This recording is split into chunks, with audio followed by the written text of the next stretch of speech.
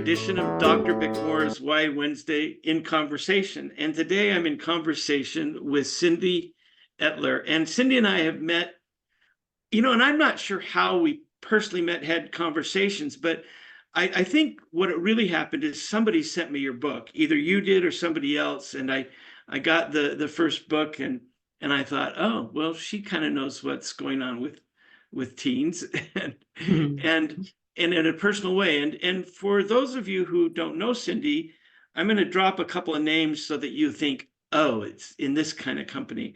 When I think of Cyndy, I think of books by Chris Crutcher. I think of Lori Halls Anderson. I think of Gay Polsner. I think of Kathleen Glasgow. And I hope you're fine in the company of all those people. Or maybe if you don't know Kathleen or Gay, you can think, oh, I need to look those up as well. But for readers of young adult literature, I see your books very much in that vein, and primarily your interests with kids who are, for lack of a better word, trying to find their way in a world, and sometimes desperately so. Some kids struggle, they have adolescent teen anxiety, and all of us have that, but you're kind of more interested in kids with deeper problems that really probably need help to do that. So Cyndy, tell us a little bit about who you are and what should people know as a first introduction. Okay, great. So happy to be here. Thank you.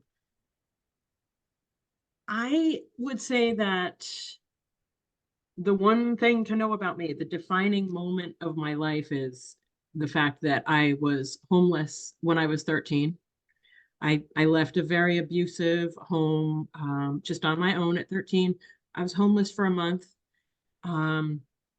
Stayed in a youth homeless shelter in Bridgeport, Connecticut, which at that time was the murder capital of the U.S. From there, my mother had me arrested, and then she had me locked up in this private prison. I mean, I'm sure we'll get into that, but this very strange, unique American phenomenon. And after that, when I was finally released from that, I was just this very just desperately suicidal, alone kid. And those experiences, I hope it's not weird for me just to jump into the thick of it, but those experiences are who I am. They completely informed my self-perception and really my mission in life. So those experiences are from whence I write, and from whence I do the work that I do as a teen life coach. And really everything that I do comes from that understanding, deeply understanding the kid who kind of has nobody and has no reason to stay alive. And I'm here, I think this is a bold, perhaps egotistical statement, but I think I'm here to kind of throw them a lifeline and help them figure out how to see fit to stick around and kind of find their way to contentment, if not better. Good.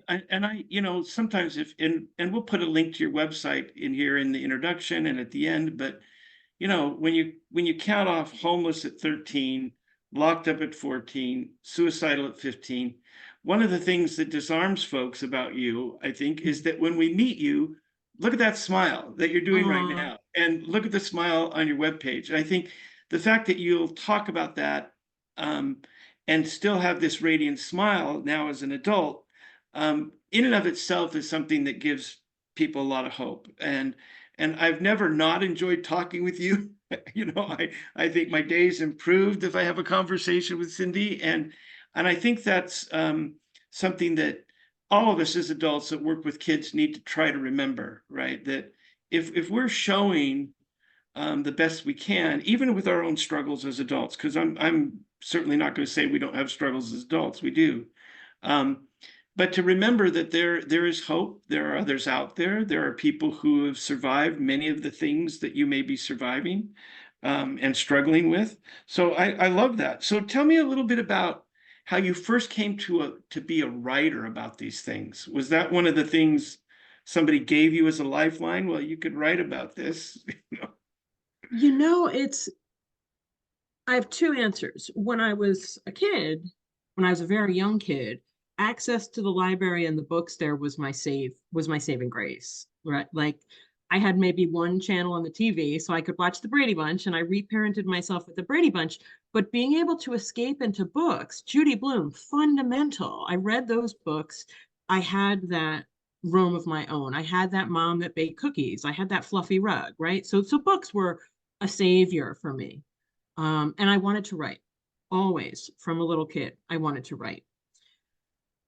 And that actually is when I was, after being incarcerated and feeling deeply suicidal, it was an English teacher in high school who really fundamentally changed my trajectory by, I hope I don't cry. Whenever I talk about this, I end up crying because it's so pivotal for me. But she saw something in my writing, and I mean, I guess it shouldn't be embarrassing anymore to sit here and cry about this, but she called it out. She said, your writing is really good. And it feels like that was the first time somebody saw something good in me. And that was amazing, right? And it was like, okay, I am gonna stick around. I'm gonna become a damn writer. I'm gonna become a writer. I'm not giving up until so Well, and there's I that. think we sometimes as adults underestimate um, how powerful those moments can be for kids. And often adults are throwing those comments out, and they should, not realizing that that kid really needed to hear it, right? So Huh? the more comments we throw out, the better. I got a 10 or 15 years ago when I was a new professor, I got a letter from a student who'd been a high school student, and she said, "I want you to know I'm a writer today because you made us write a journal 10 minutes a day." Well, her name is Cyndy Bennett, and she's written several young adult novels, and I had no idea that I was encouraging her to be a writer, right? And so these many years later, she's had some success, which she mistakenly, gives to me, because I certainly wasn't there encouraging her writing and saying, "Oh, this is the best start of a novel I've ever read." But I was providing a space and kind of validating that space. And you don't know as teachers. So again, the lesson is, as teachers, we need to be throwing out when we see something positive or worth commenting on, we need to comment on it and do it. So, Yes. and I hope you've maybe talked to your teacher about that, but maybe not, right? I had a HuffPost personal piece published basically about her, and she read it and loved it. And I actually I sent her when I was responding to her email about it.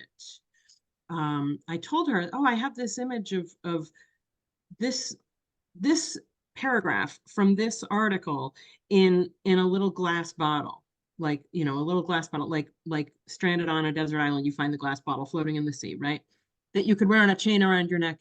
And then I looked that up on Etsy and it exists, so I sent that to her.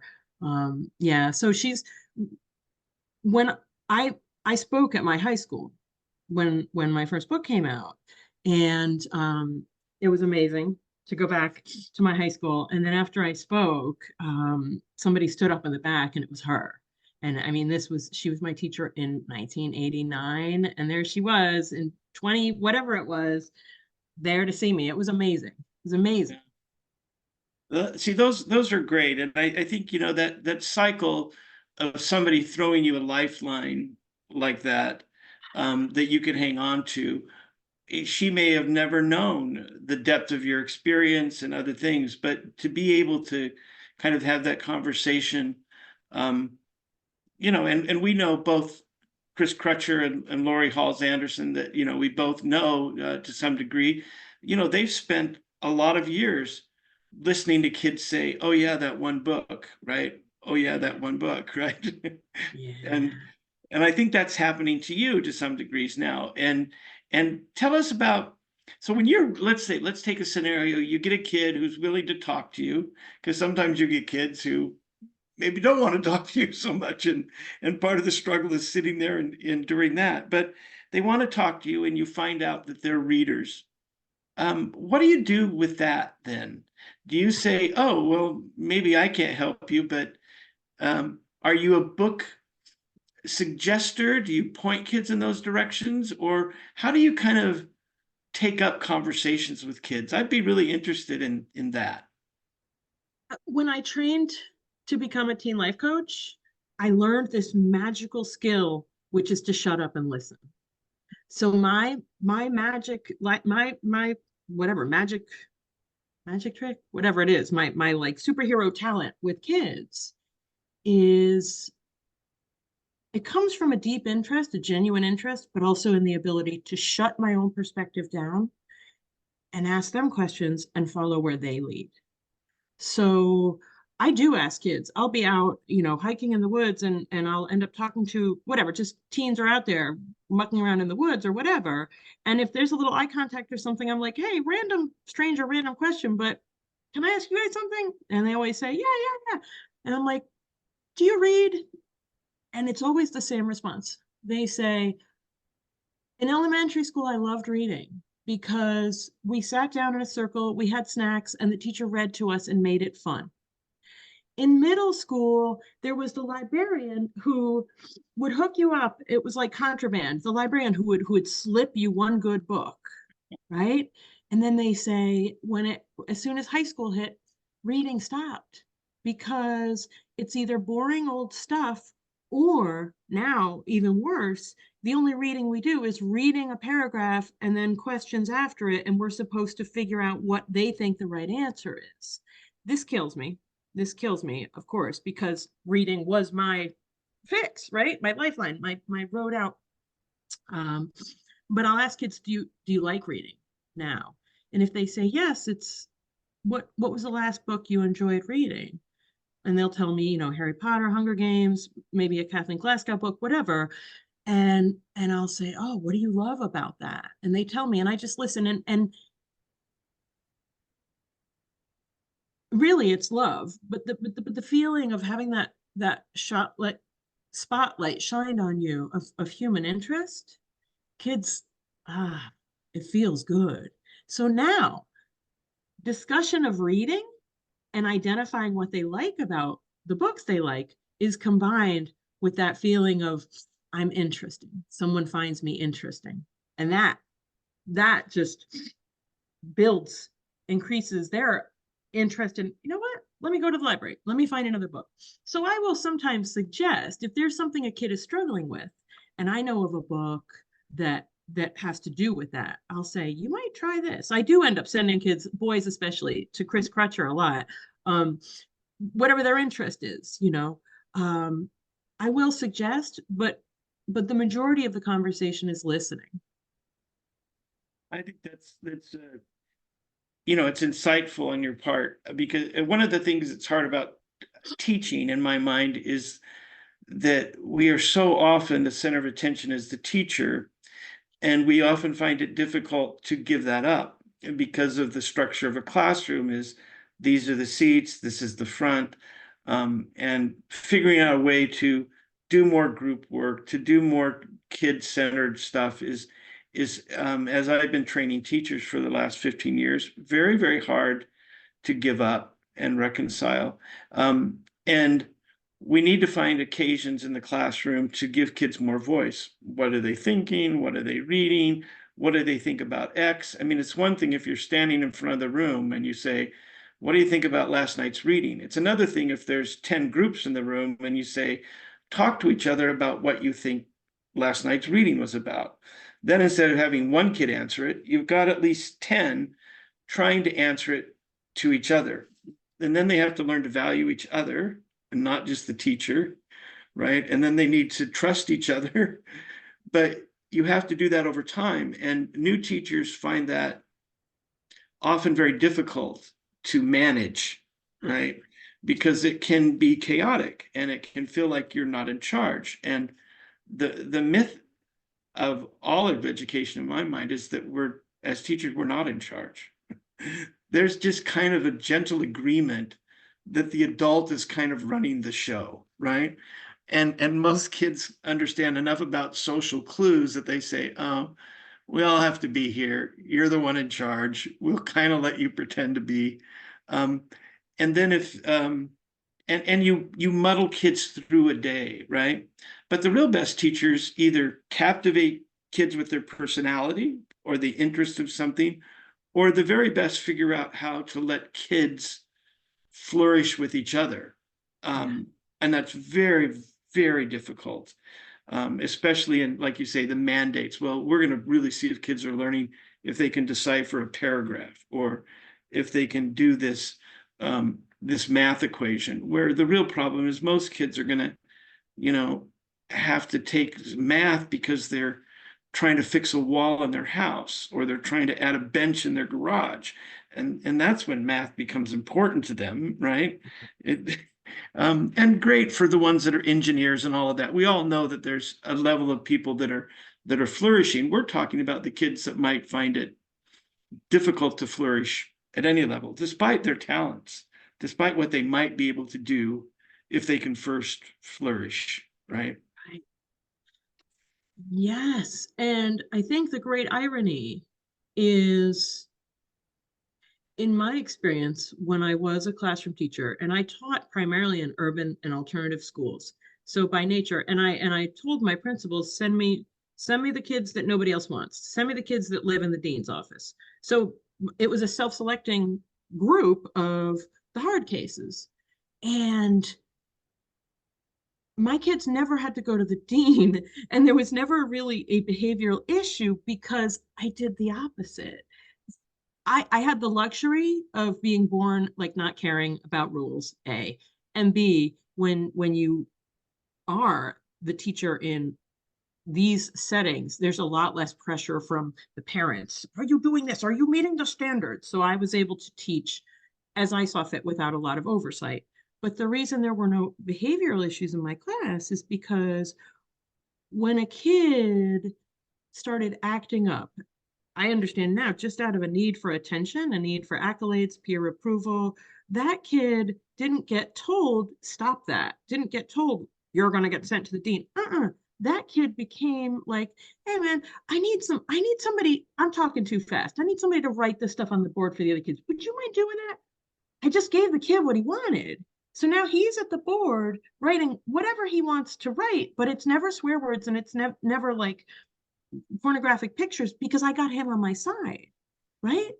And so the kids all see that and they see the teacher respecting the bad kid. Suddenly everyone loves the teacher, and whatever the teacher wants to say, the kids want to hear it. And so that it, It's interesting. I had a group like that too, where a class was created last period of the day. They asked me, we need another class taught. Will you teach it? And it ended up being the last class of the day, and it started small, but it grew. So every kid that was transferred from expulsion from another school or came out of incarceration, we had up in Salt Lake a place called Decker Lake, which was a teen prison. And so it became almost a Decker Lake group. I had 4 or 5 kids that had come out of this, but I was more interested in having them be successful than any other goals that I might have had for other sophomores, if that makes sense. And 100%. and I found a lot of times that they would police each other. They would, because it was kind of a safe place for them to be. And some of them had already had really frank conversations with principals or counselors or saying, you know, this guy will take you. And I was happy. And I liked that group so much, ironically, that I looped them. I took them the next year I as love it. juniors. Um, Yes. and and some of them were, really good students, and some of them were really struggling students. Like one kid, I made a deal with him. I said, if you bring a paper and pencil to class every day, I'll give you a C. And he said, that's all I have to do. I don't have to do anything with the pencil and paper. And I said, yeah, just come, right? Yes. And he did. He took me at my word. He was like testing, right? And so I gave him the C. And eventually, because he had the paper and pencil, he started doing what we were doing, right? Um, because he would Yes. have been content just to sit there defiantly and do nothing, right? And Uh-huh. it didn't bother him if you were mad at him. He'd had a lot Yes. of people mad at him, right? Um, his life had a lot of anger. So I think that patience and saying, but there could be people that could watch that and say, well, you're not teaching him, he's not meeting the standards, and probably not, right? Probably not. Probably So, not. Probably right. not. It was Luann Johnson, the author of the movie that became Dangerous Minds. Yeah. The book was My Posse Don't Do Homework. She told me once, and I think this is a famous quote. She was probably co-opting it from someone else, but she said about her philosophy as a teacher, anything that a kid really wants to learn, they can learn in $1 and over, like late fees from the library. They can learn whatever they want whenever they get out of school.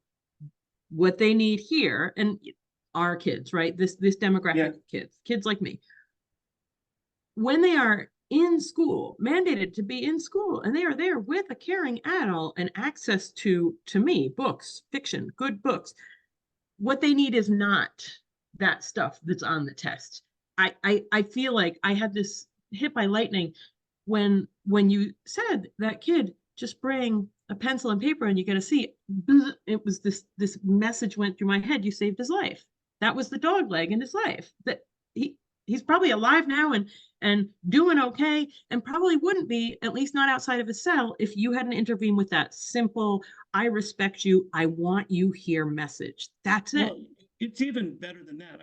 I found him several years later. Yeah. I'd gone to another school and I was back at that school at a basketball game because I knew some of the kids at both schools. And he came up and found me, sat by me, and I said, oh, what are you doing? And he said, well, I'm at junior college and I'm taking classes. And he was taking things that he wanted to do, and he'd ended up graduating, I'm sure, just barely, Yeah. right? But when you decide to go to community college and take classes, it's a completely different thing. And this wasn't, in my mind, it wouldn't have been his freshman year out of high school. It was a couple of years removed from that, right?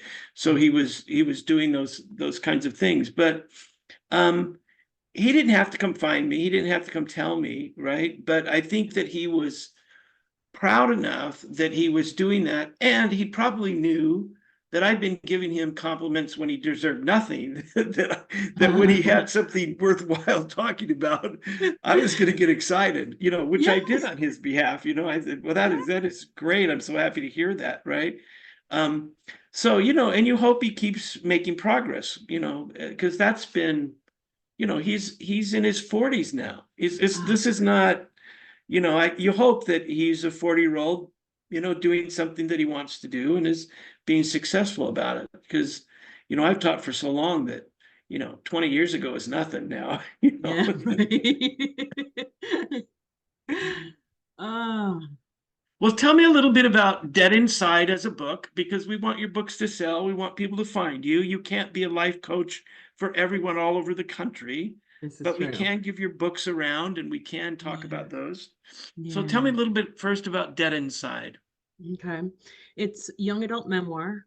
And it really, going back to your question about why did you become a writer? The book is about the 16 months I spent locked up in this place, Straight Incorporated. It was a private prison for kids, for profit. A summary of that place, the ACLU called it, oh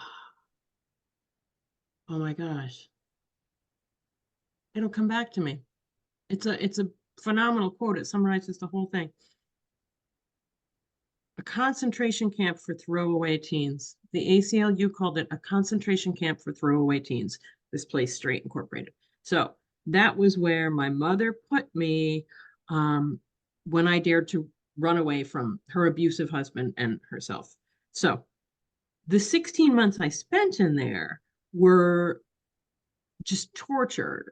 The strategies that they used on children in there were derived from prisoner of war camps, um, internment camps, in like, oh my gosh, I'm so glad I know you're going to edit this because I'm having like brain lapses. Well, but it sounds to me from what I remember now, because it's been a while since I've been in, but forced compliance, Uh-huh. timed everywhere. You go Uh-huh. here, you can't go there. You do it in limited times, all that kind of. So I don't think you're struggling for words. I think you're struggling with the reality of how horrible it really is, right? Yeah. Yeah. And that's just the thing. And those descriptions are very barely scratching the surface. I mean, there was physical abuse, sexual abuse, like it was torture. We were deprived of sleep, deprived of food, deprived of water. There were no doors in the bathroom stalls. Like it was obscene. They were all eventually sued and shut down, all of the branches of straight for torturing children. And there was no way to describe these experiences to people. Like it was this fundamental part of my life, and there was no way to describe it because straight called itself a drug rehab. So if I said, "Oh, I was sent to a drug rehab," "Oh, you're a rich kid from Connecticut," couldn't be further from the reality. But there was no way to describe these experiences. Like now, trying to recall it, my brain goes dark, right? Yeah. So I had to get it out of my system, and the only way I could do that was by writing about it first person present tense. So I kind of dove back into the recesses of my subconscious to to write to write what happened to me. And I had to get it out. I had to have it validated. So that's what became the book. And it was first self-published, and it got on NPR, it got some press. So then I got an agent, and it was traditionally published. When it went to the traditional publisher, I was asked to write an end note, which is sort of a summary of the Right. history of Yeah. Straight Incorporated. When I was writing that, my hair was falling out in clumps. Like the physical reaction to going back and researching was just fascinating. From a psychological perspective, the whole process was fascinating. But that's what the book is about. It's about this 13, 14-year-old kid first living on the streets, dabbling in drugs a tiny bit, like we're talking smoking weed twice, and then getting locked up in this torture chamber. And it goes into the 16 months in there, and it takes readers through the process of being brainwashed into this Stockholm syndrome child who's like devoted to the abuser. So it's fascinating, I think. No, I think it holds up. Now, when when was the first publication date? And I'm struggling to remember. How many years now have you had that out? Yeah, I think I self-published it in maybe 2014 or Yeah. 2015, or maybe a little earlier. Yeah, And then I was going to say it hasn't been over a decade, right? Or no, right it at a was decade. it was republished, traditionally published in 2017. Okay, yeah, and that's when I got it. I'm sure I got it in 17 or 18, Yeah. if I'm remembering when I got it. And I think I know I can remember it when I got it because I got it late for another purpose. I had a student when I was at LSU where I left I left there, and she wanted to do her dissertation on young adult memoirs, which at the time there were Ah, not a lot, yeah. right? We were looking for there's quite a few more in the last, I would say, last 6 or 7 years.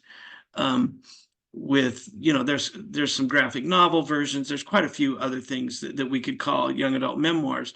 But when I got yours, I thought, oh, Heather would have really enjoyed having this one. And because Ah. she was kind of struggling to find. I mean, I left there in 2014 or 2015. I think it was my first year at UNLV. So if I was at LSU, then I could have said, oh, Heather. And I'm sure that Heather, who still stays pretty current in young adult literature, looks back and says, well, there's a lot more memoirs now. Yeah. Yes. Gosh. To be the one So ahead of the curve is a curse. yeah, she saw that Mm. as a really interesting kind of um and I think it became with kind of maybe a lifelong fascination with Anne Frank and some of those things, right? Yeah. And so you think, well, where are other kids telling their stories, um, or where are adults looking back and telling their stories often, right? Because it's really hard for somebody at 16 or 17 to write that, right? That's really hard.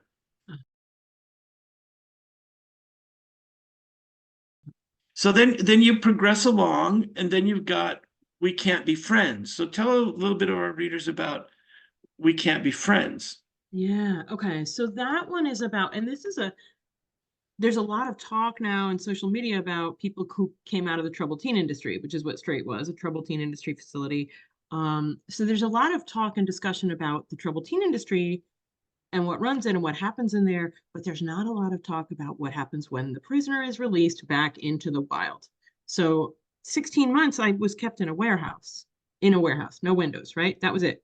16 months in a warehouse, being brainwashed. When I got out, it was like, ping, go back to your high school. Go back to your high school. I had spent 16 months being trained that everybody in that school was the devil and to be terrified of them. And that if I walked amongst them, I was immediately going to perish and end up like with a spike in my arm. Suddenly I was there, right? So that book is about getting out of Straight as this just like just demolished human roadkill and having to be a high school freshman amongst all these kids who had known me as this wannabe badass back before I went away. So it's really the process of being in a public high school, surrounded by kids wearing like Budweiser shirts and like marijuana weed pins, right? And Yeah, trying to reacclimate to society. And then at night, going to all of these anonymous meetings, Alcoholics Anonymous, Narcotics Anonymous, Cocaine Anonymous, every anonymous meeting I could find, even though I had only tried to smoke weed twice, because that's what felt like home, right? So this weird dual life as a 15-year-old with 16 months sober, going to all these meetings with adults, alcoholics, and they were kind to me. They took care of me. It was again these random angels in my life that you never would have expected these to be the people that healed me, right? yeah, Um, and then just I think connecting more to so many teens are in We Can't Be Friends, both the feeling of being ostracized and hated, feeling like a loser, and also the strategies that this girl used to try to gain acceptance, like, yeah, came anorexic and things with boys, and just the desperation to fit in and what kids often do in an attempt to feel accepted and fit in. yeah, I think that book is kind of lighter because I'm not in a warehouse all day, right? So there are trips yeah, into New York City and like going out dancing. Oh my gosh, New Jack Swing was what was hot then, and going out dancing and there's fun, right? There are fun moments in there, mm, thank God. And also it tells the story of that teacher, that godsend of a teacher. yeah. Let's see. And I think I'm sitting here thinking about both these books in terms of um, two things that happened. Kind of, one is that the new Mean Girls movie is out, which I haven't seen yet, right? And I think pairing those things, because it's got to be 20 years from the first Mean Girls and this, and I think how you show up as a new kid, that if that group would have been nowhere near anywhere your radar, those would have been the devils that you were trying to Uh-huh. circle around, Uh-huh. right? Uh-huh. Hiding in a And bathroom stall to avoid. Yeah. right. And I think there's something very comedic about that, but there's also something very kind of dangerous about that story and that metaphor. Because, most kids who are going there, they were not that group of kids. They're not those group of kids fighting each other. They're all the crowds wandering around those kids. And Yeah. then I was thinking, I saw a brief little interview with Molly Ringwald, who's now kind of had a resurgence of a career as an adult, but she's still probably known for the Breakfast Club, right? Yeah. We go back and back and back. And so she was talking about the Molly Ringwald dance that became the Molly Ringwald. And she said, I was not a dancer. I told the director I didn't want to do a dance. And so they decided, well, we'll all do dancers. Then the interviewer says, well, it became your dance. And she goes, it wasn't my dance. I stole it from, Belinda Carlisle. It's like Oh, it's something I saw in a video, right? And I said, I yeah. can do that, right?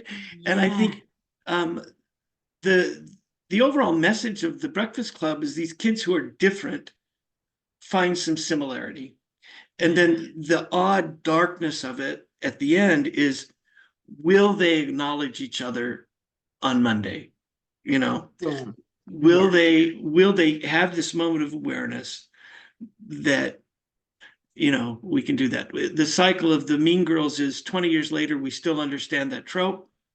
And Yeah. this cycle of the Breakfast Club is we still understand that trope, that kids can make connections, Yeah. but carrying on the connection might be very, very difficult Yeah. for them to do. And I think that's probably one Right. of the things you're working with, find your tribe, find the people that can help you survive, right? I think your books are very much about that kind of notion. Yeah, yeah. And when I speak to kids, when I go to schools and speak, I always tell kids, and my target audience, of course, is kids who have had an abusive childhood, right? So who therefore have a tendency or can have a tendency to seek out people who appear to be offering them something and are actually there to pick their pocket or worse, right? I Mm-hmm. tell those kids this thing that I never heard but figured out on my own, to look for the people who seem interested in you and want nothing in return. They are interested, they pay you a compliment, and that's it. They don't maintain the long eye contact. They don't ask you for more information about you. The ones who just seem interested or offer a compliment, and they want nothing else. And I tell kids, if you can, when you meet those people, whether it's kid, teacher, parent of a friend, coach, whoever, if you can, try to spend more time with them. And when they say something to you about you, let it sink in, because that can kind of reprogramming a kid's perception of both themselves and what to expect from the world and what kind of people can exist. Because if you've only been exposed to people who want something from you or who want to hurt you, that becomes the only thing that exists, right?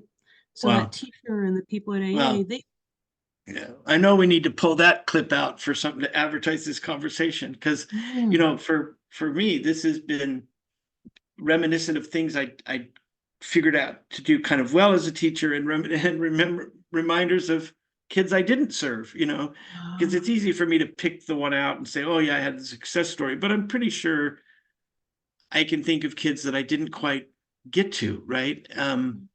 And that's, I'm sure you have that as a counselor. You meet kids as you're life coaching, and some will listen and some don't, right? We have to keep moving forward.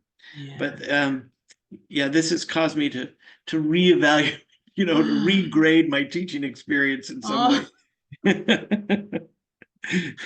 oh my gosh. Well, that's good and bad, right? If we go around functioning that we think, oh, I never did any wrong as a teacher, I Uh, was perfect, right? Then right. that's not healthy either. But I still think there's a way in which working on this blog and interviewing authors keeps throwing out a few more lifelines Yeah. to other kids and to other teachers, that because maybe our interview is as much for teachers who are trying to reach teens as it is Yes. for kids who are trying to look for a book, right? Yes. And Um, those teachers should reach out to me because I have strategies.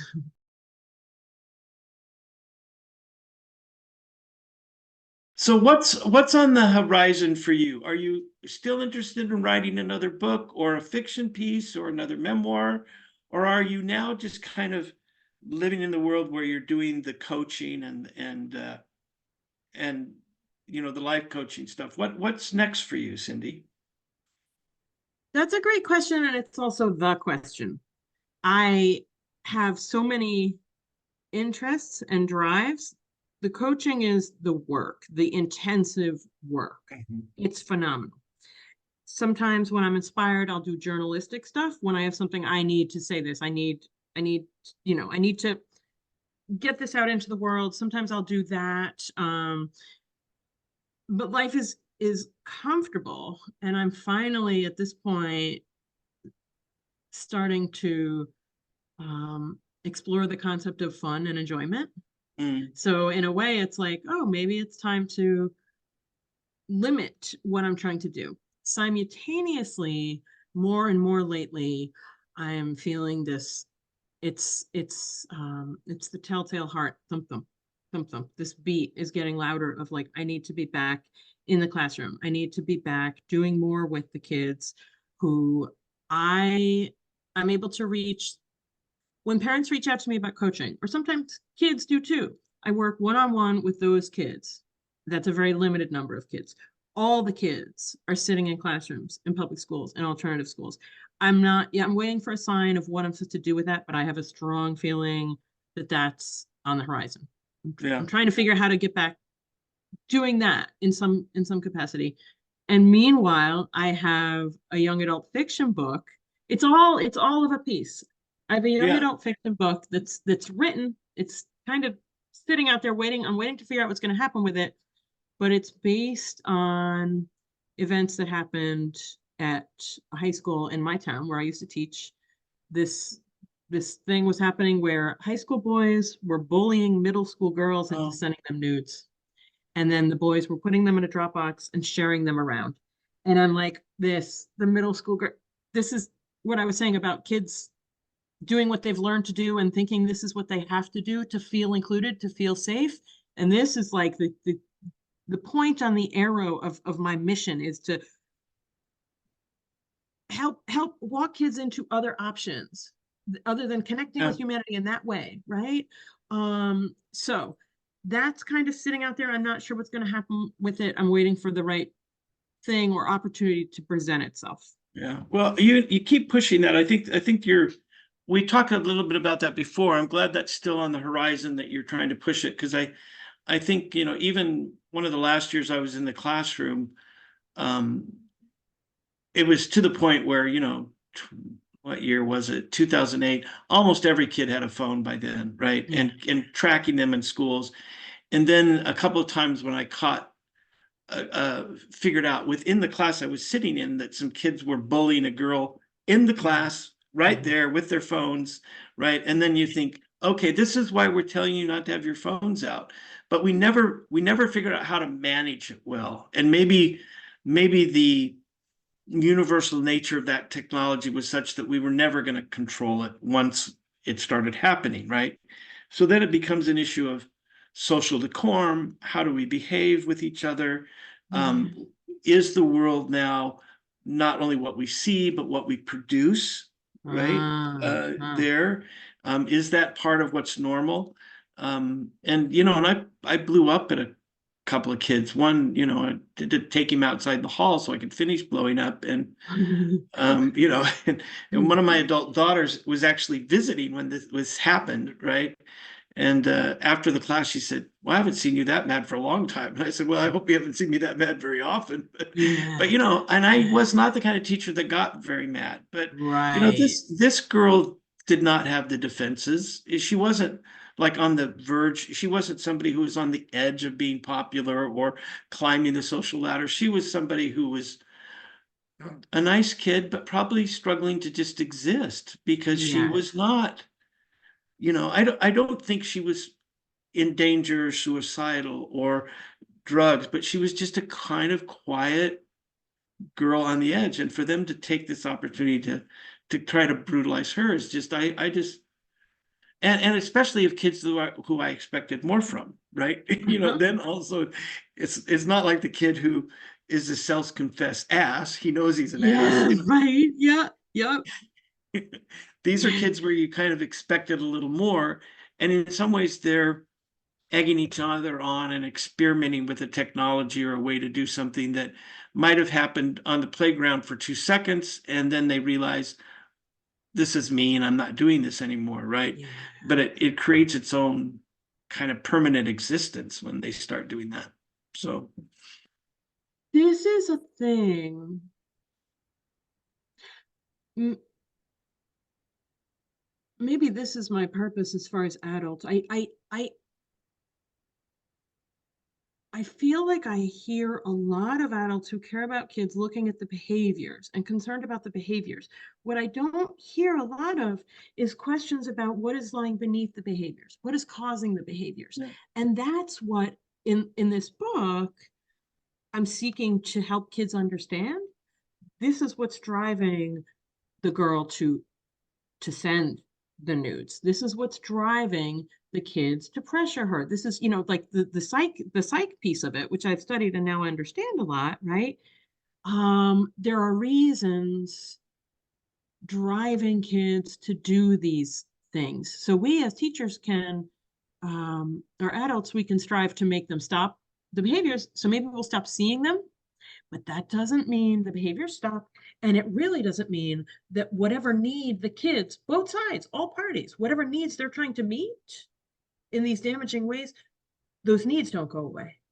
So what I want to do is help kids understand, oh, this is why I'm doing this. This is why they're doing this. And these are some ways to meet those needs that are going to be much better for everybody. Yeah. I love hearing you do that.